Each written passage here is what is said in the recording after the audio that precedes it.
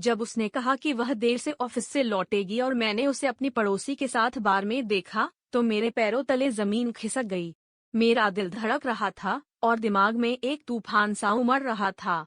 यह वही पड़ोसी था जो अक्सर हमारे घर आता जाता था और मैंने उसे हमेशा दोस्त समझा। लेकिन उस रात उनकी हंसी और करीबियां कुछ और ही बयां कर रही थी। मैंने खुद को शांत रखने की कोशिश की, लेकिन मेरे अंदर का गुस्सा और शक बढ़ता ही जा रहा था। घर लौटते वक्त हर लम्हा एक अनंतकाल की तरह लग रहा था। मैं खुद से सवाल कर रहा था कि क्या यह मेरे साथ हो रहा है या यह कोई बुरा सपना है।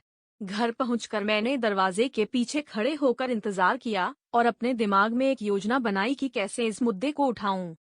कुछ घंटे बाद जब वह लौटी, तो मैंने सीधे सीधे उस पर सवाल दाग दिए।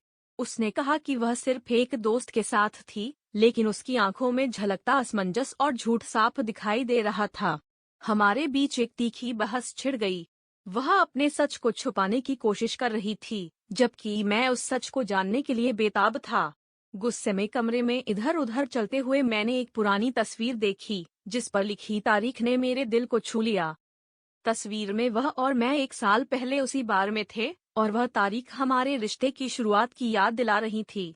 अचानक मुझे एहसास हुआ कि यह लड़ाई सिर्फ उसके धोखे की नहीं थी, बल्कि मेरे अंदर के उस डर की भी थी कि कहीं मैं उसे खो न दूं। इस डर ने मुझे उन संकेतों को नजरअंदाज करने पर मजबूर किया, जो अब साफ साफ दिख रहे थे। यह हमारे रिश्ते का अंत नहीं था, बल्कि मेरे खुद के अंदर एक नई शुरुआत की पुकार थी।